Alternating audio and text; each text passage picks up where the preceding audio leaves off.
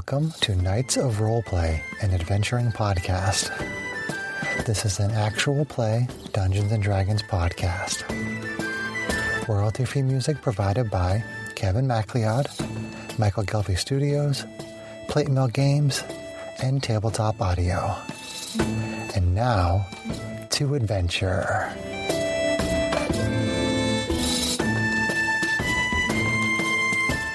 Hello, listeners. Thank you for joining me for this episode of Knights of Roleplay. This is episode number 95, Behind the Screen, Adventure Running. I'm DM Chris, and this episode is a new format that I'm going to use during my next homebrew campaign, which will happen sometime after John's Tomb of Annihilation game. My plan is to do a behind the screen for each episode of my future campaign where I discuss the things I was doing behind the screen during the adventure. This episode will serve as an introduction to Behind the Screen. So I'm going to start with a very brief overview of how I prep an adventure. So I write adventures in Google Docs. I start with a quick summary of recent events. Then I write a strong start, something that gives the players an objective, assuming the party is not already on a pretty clear path, in which case I use that as the strong start. I write paragraphs of read-aloud text for places and people the party will most likely encounter, followed by a bulleted list of information that I can pull from during the session as needed. And for encounters, I set them up in D&D Beyond, but I don't run them in D&D Beyond. I open a monster stat block from the encounter in D&D Beyond, and I use print screen on my PC's keyboard to copy an image of the web page and paste it into Paint. Then I use Paint and I cut out just the monster stat block and I paste it into the end of the Google Doc for the adventure. So, there's lots of different ways to prep, and I know people that have run the encounters in D&D Beyond, and that's a great way to do it. That was a quick overview of the way that I prep my adventures. Maybe I can do another behind the screen or just the tips that have to do with how I construct an adventure. I haven't done any just the tips episodes in a while, but I always could, especially if listeners were interested in that. So that was an overview of how I prep adventures. Now I'm going to give some examples of what was going on behind the screen during certain adventures from past campaigns. So I'd like to start by talking about a campaign called Points of Light. So this campaign, I actually ran it for two different groups. The first group was during 4th edition, and the second group was most of the people from the current cast of Knights of Roleplay, which we did the second running of this campaign during 5th edition. So when I was doing 4th edition, I was playing with a group of veteran players, and I had rarely ever actually DM'd. And so then I started my own campaign, and it was really my first full-length campaign that I had ever done, where I wanted to have a very complete story from beginning to end. And I actually took some of the adventure and I actually copied and pasted it into a document here in front of me so that I can read you what the basic setup of this campaign was. And after I had run this for my older friends and veteran players, when I had started basically the group that turned into Knights of Roleplay, I had run The Lost Mines of Phandelver, which was the very first starter set for 5th edition D&D. Everybody loved it, and I thought, why don't I take this previous campaign that I ran and run it for these new players? So that's how I ran this campaign twice. And I'm going to read to you some of the actual text from both adventure series, I guess you could say. So here is the very first part that I basically gave to the players, and this is called The Great War. A millennia ago, there was a great war between the gods. Vecna, god of undead, led the evil gods against the good and unaligned gods. Vecna's army was led by Orcus, demon prince of the undead. Ioun, god of knowledge, skill, and prophecy, foretold the coming war. Ioun marshaled the other gods and appointed Kord, the lord of battle, leader of their armies. The battle raged for 2 centuries until Ioun's army was defeated. It is thought that the gods cannot be truly destroyed, and those who were defeated lay in slumber, slowly recovering and regaining their strength. The evil gods lost almost their entire army. Only 2 gods remained in the world: Vecna, still with Orcus at his side, and the Raven Queen, god of death. Orcus, who seeks to claim her throne, is the Raven Queen's immortal enemy. It is not known what has become of her, as Orcus rampages across the world with seemingly no opposition. He despises the living and seeks to populate the world with undead. So that was the first thing that I gave to the players. This part is called The World. After the Great War, the undead legions of Orcus spread throughout the world. His minions are almost everywhere.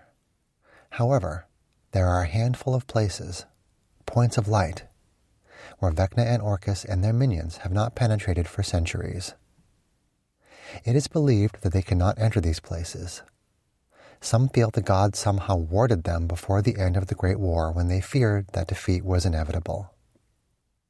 At the edge of these points of light exists a very distinct separation, often referred to as the curtain.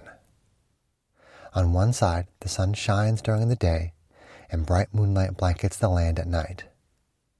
On the other side is a dark and twisted world, infested with undead, where the skies are always overcast, and the light of day is a dull reflection of its former self. This area is called the Black. There is a constant mist on the ground at all times, thin and wispy during the day, and thick and rolling at night. Undead inhabit points of light, but in numbers far less than in the Black. The people of the world can pass through the curtain in both directions and suffer no ill effect. Undead can pass through the curtain into the Black, but not the reverse. Most people stay in their point of light.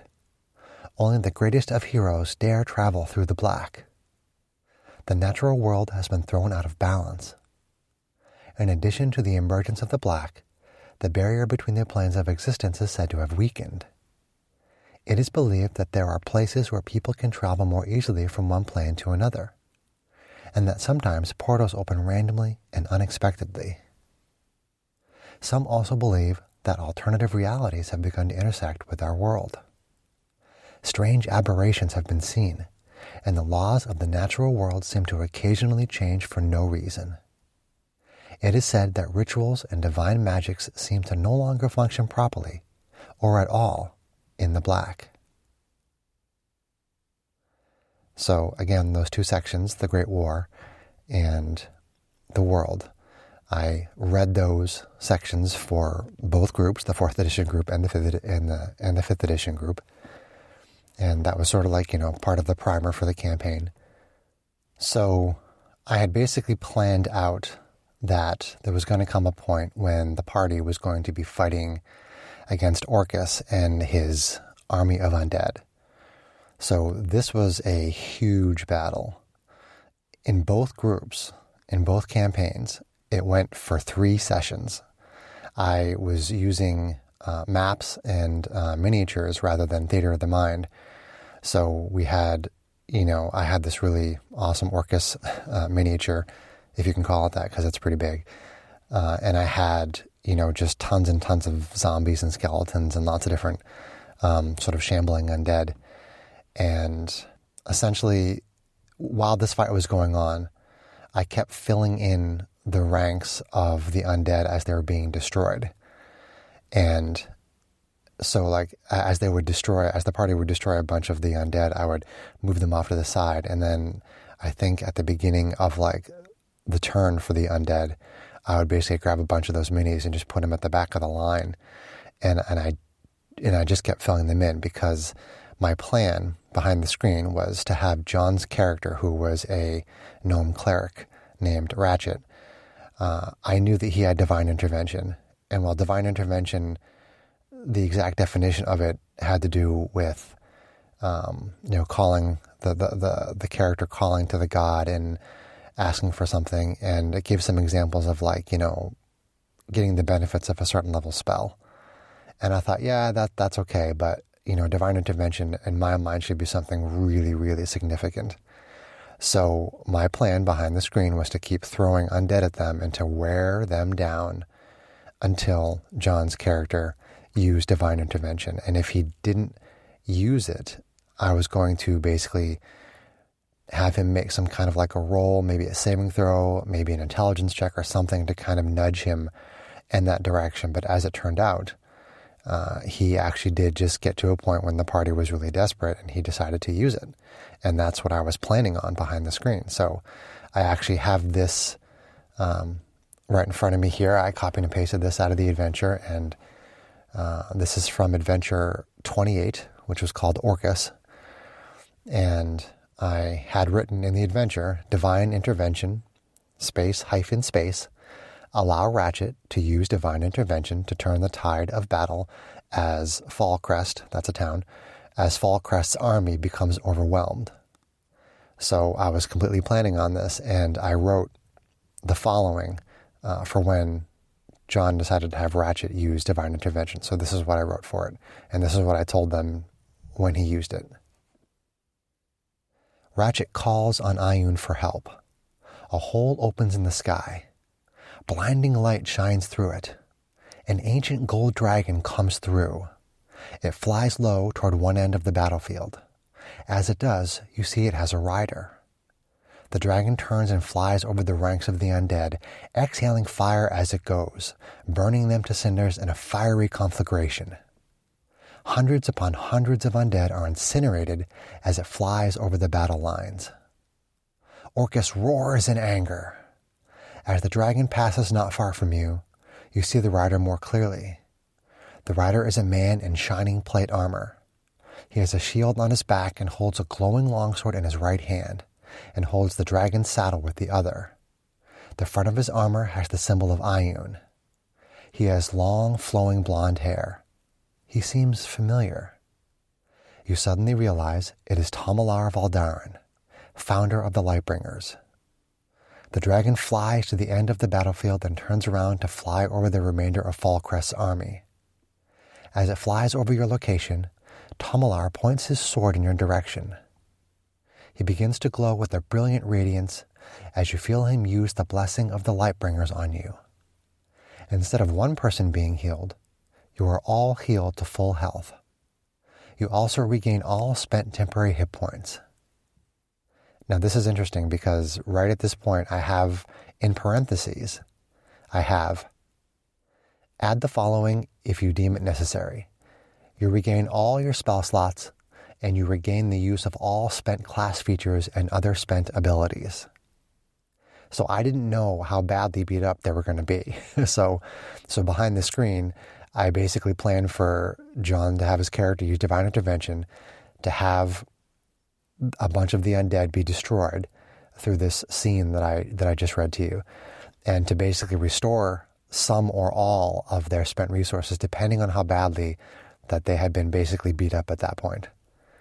So there's a little bit more on this after the part in parentheses that I wrote, which is the following, which is this. Tomilar and the dragon fly back into the hole in the sky, and it closes. Orcus roars in anger again. And then I simply have it say, continue with the encounter. So that is very much something that I had planned behind the screen, like long in advance. And that was basically what I just pulled that right out of the adventure so I could share it with all of you. So that was the second time that I ran that campaign. And that was in 2015 for most of the cast of Knights of Roleplay. So I did another game after that, which was a Sword Coast game. And then I did a game after that, which is Innistrad, which is based on the Magic the Gathering world of Innistrad. And so they were basically going through the story because the Innistrad story is something that I read and I thought was very interesting. And they continued it into Shadows over Innistrad when those sets came out. And I wanted to run them through basically the story of Innistrad as it was, as I had read it. So there was a little bit of railroading there, and I actually asked them at the beginning of the game, I said, you won't really have as much freedom to kind of go around and do what you want. So I said, would you be okay with that? And they said, yes. They understood that I was trying to tell the story as is. And of course, there was lots of things that I modified because of the players and their characters. But it was definitely, there were certain things that were going to happen no matter what. And you could kind of say that for almost any campaign, where you don't want to railroad like all the little small parts that get them to the bigger parts, but you know the bigger parts are going to happen, generally speaking, a certain way. So for this Innistrad game, I took something out of Adventure 3, which was called the Estwald Murders. And there were numerous encounters with werewolves. They had gone to basically help out this town. And my plan was that they were going to keep having these encounters with werewolves that were going to wear them down, and eventually they would be helped by the Archangel Avacyn. So they had already fought 2 previous encounters with werewolves in the same day. One had a single werewolf and then the other had 4. And I believe that the encounter where Avacyn was to arrive had 6 werewolves. So again, very similar to the fight with Orcus and the Undead, my plan was to just wear down the party behind the screen. I was just going to wear them down and send more and more werewolves at them. And the fight would go very badly. So what I'm going to read you right now, this is from the adventure. And I wrote to myself, the fight will go very badly for the Cathars and Inquisitors. All of them will be killed except Greta and the party, just before the Archangel Avacyn arrives to destroy the remaining werewolves. And I said, make sure there are 4 werewolves when Avacyn arrives. Make the fight seem hopeless. Then read the following. So all of that was in the adventure, basically telling myself what I wanted to do, what I wanted to happen. So I said, make the fight seem hopeless and read the following. So this is what I read to the party. As the battle appears to be lost, you see a moon-silver spear pierce the heart of a werewolf. Holding the moon-silver spear is the Archangel Avacyn herself.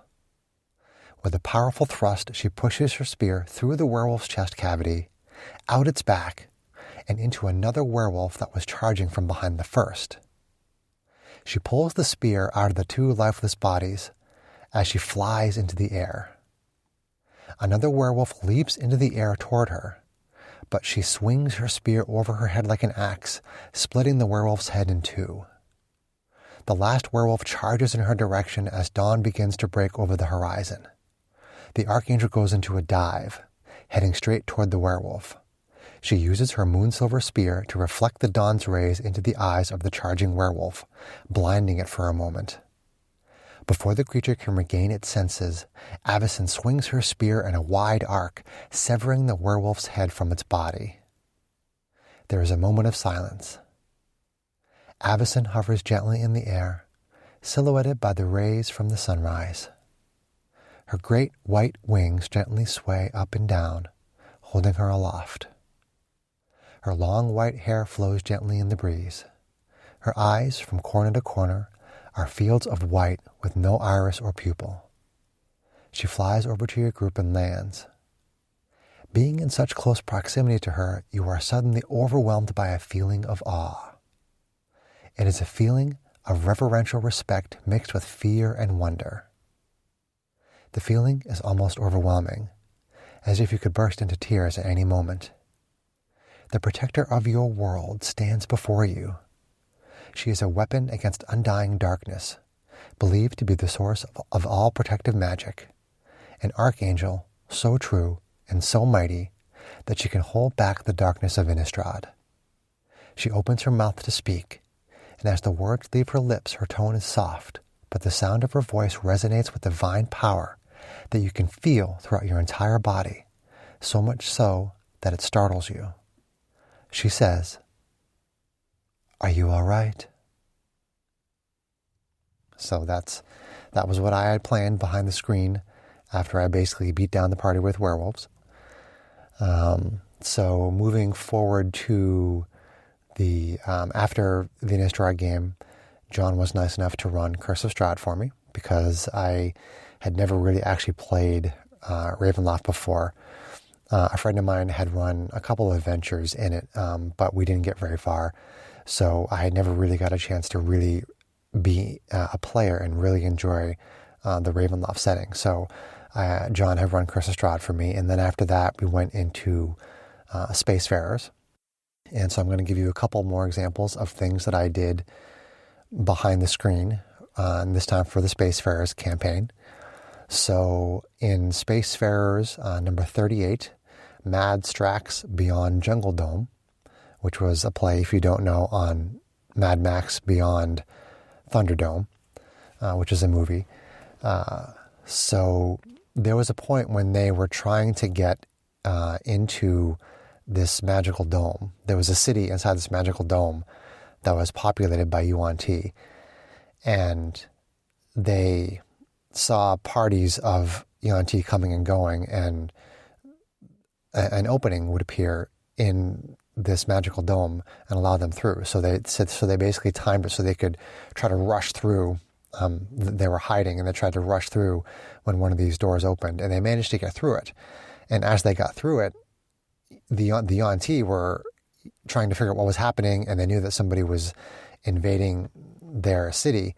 So I improvised a skill challenge, which, if you don't know, that's something from 4th edition where you have to get a certain number of successes before a certain number of failures, and the successes and failures are based on making certain skill checks, and you can use different ones, and usually there are some that you can designate for the skill challenge itself, and behind the screen you know what the DCs are when using certain skills. And if somebody wants to use a skill that wasn't specifically listed for the skill challenge, if they can kind of justify it, then I encourage players to do that, and then you can, again, behind the screen, set a DC depending on how sort of creative that they are and how resourceful they are with how they want to use other skill checks. So the thought just occurred to me that, the Yuan-Ti were going to be going after them and they're going to be chasing them, and I didn't want to have like a battle map and a grid and have them moving on their turns. And so I said, why don't we just do a skill challenge?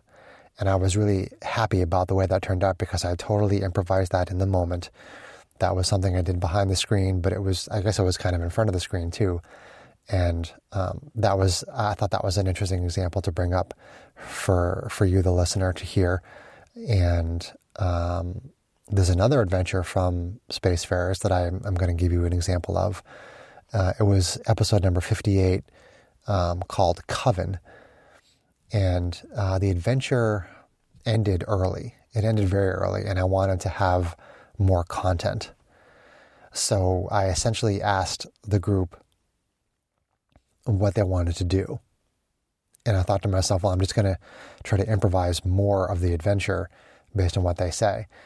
And I believe that they kind of gave me some idea, and then I think they went to bed, and I improvised a dream sequence for Sarah's character, Janie, where Janie, she saw herself in the dream. She killed the crew of their ship, the Star Runner, with a wild magic surge, because that was part of what her character, Sarah's character, Janie, was a wild mage. And in her backstory, she had actually killed a bunch of people from a wild surge. So she had this dream where something similar happened on the party's ship, the Star Runner.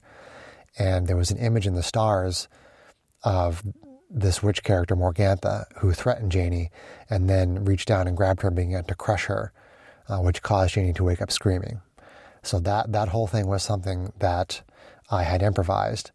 And I don't remember the exact details, but there was this ongoing plot with Morgantha. And I think that Janie had taken one of the pies because Morgantha was from Ravenloft, and she had these pies. And I hope I'm remembering that correctly. I apologize if I'm not, but I'm pretty sure that's what it was. And Janie had been under the effects of the pies.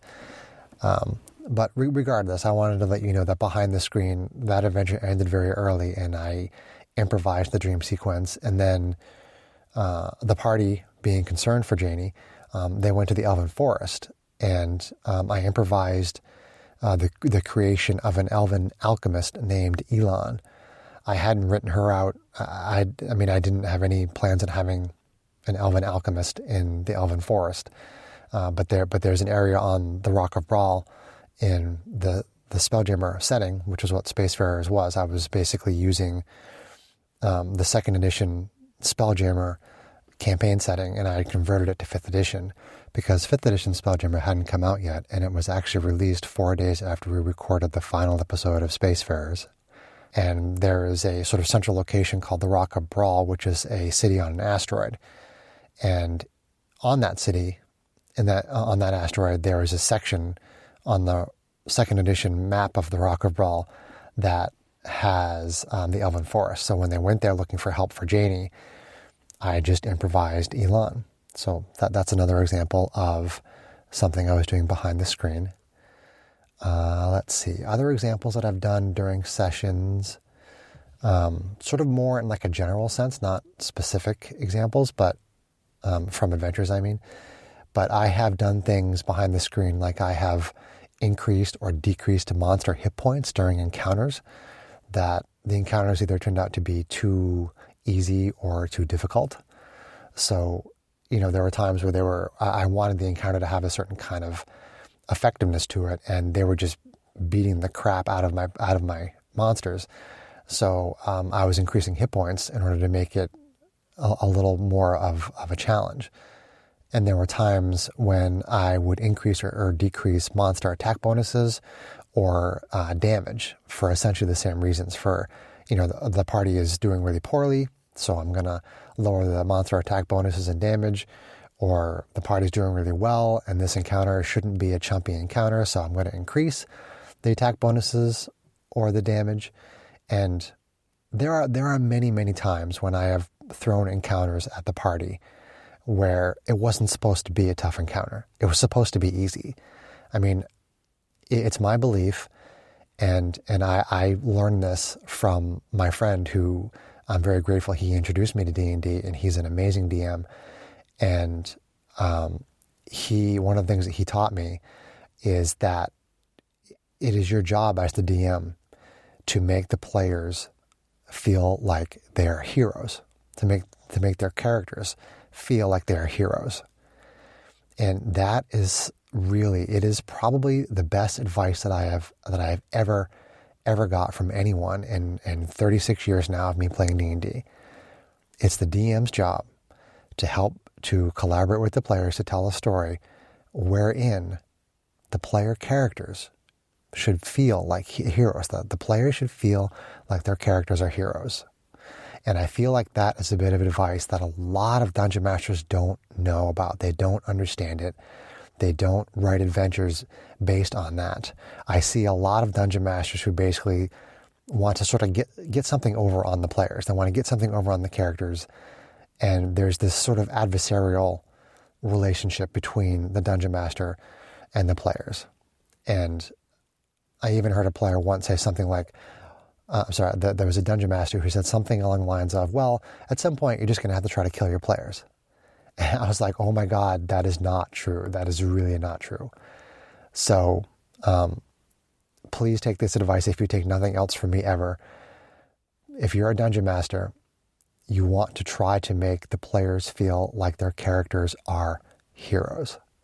And part of the way that I would do that is there are times when I will send encounters at the party that are supposed to be really easy.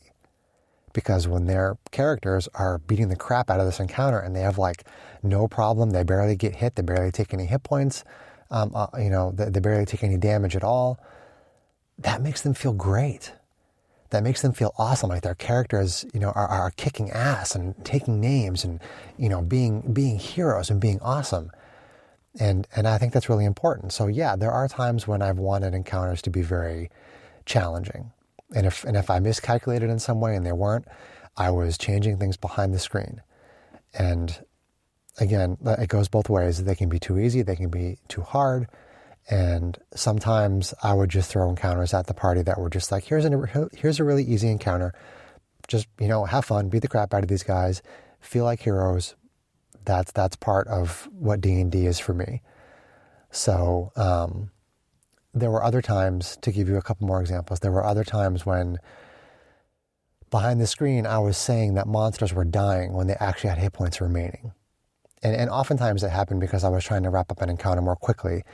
But, if a monster had a lot of hit points left or a few hit points left, somebody would hit it, they would do some damage, and I would just say, oh, you kill it, or sometimes I would use a more interesting description of the death of the monster. But essentially there are times when I have sometimes done that. I'm just like, I need to get this over with right now. I don't want it to go into another session. So I'm just going to say that the next person that hits this monster, it just dies. So something else that's kind of important is that when you're doing these things behind the screen, you want to try to maintain the suspension of disbelief, because we all have to suspend our disbelief when we're watching movies and TV shows and reading books and playing D&D and other role-playing games. And you don't want it to be obvious that you're doing these things. Some DMs don't even play with the screen. And I think that's very interesting, and I know there are certain benefits to that. For me, part of my ability to be a storyteller and to be a DM and to help the players feel like heroes is to basically keep that screen there so that I can be doing things and they don't really know when I'm kind of fudging the numbers a little bit. And, there are times when I have modified things in the moment behind the screen and players were like super, super excited about it and they loved it. And I wouldn't be able to do that without the screen. And I'm not saying that being a DM who doesn't use the screen is bad. It's not. It really does have some benefits to it as well. That's just the way that I like to do it. And so I always try to maintain the suspension of disbelief so they don't really know what I'm doing. So I do think that that's important. So that is all I have for this episode of Behind the Screen. And when I start doing my next homebrew campaign, which will be after Tomb of Annihilation, I'm going to try to basically do one of these behind the screens for every single episode that I do, where I will, after I do the editing for that particular episode, I will try to sit there at my desk and record a quick behind the screen where I say, these are the things that I was doing during the adventure. So that is my plan. I really hope that you enjoyed this episode, and stay tuned in a couple of weeks for John's Session 0 of Tomb of Annihilation. Take care, everyone.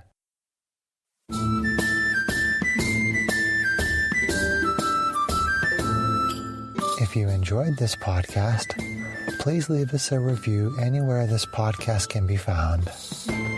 Our social media links, plus additional content, can be found on our website at knightsofroleplay.com.